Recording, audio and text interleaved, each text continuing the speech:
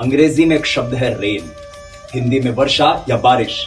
राजस्थानी इकलौती ऐसी भाषा है जहां 12 महीनों की बारिश के 12 नाम हैं। चैत में चड़पड़ाट, बैसाख में हड़ोतियो, जेठ में जपटी, आषाढ़ में सरवात, सावन में लोर, भादव में जड़ी, आसोज में मोती, कार्तिक में कटक, मंगसर में फांसरड़ो, पौष में पावट, माघ में मावट, फागण में फटकार।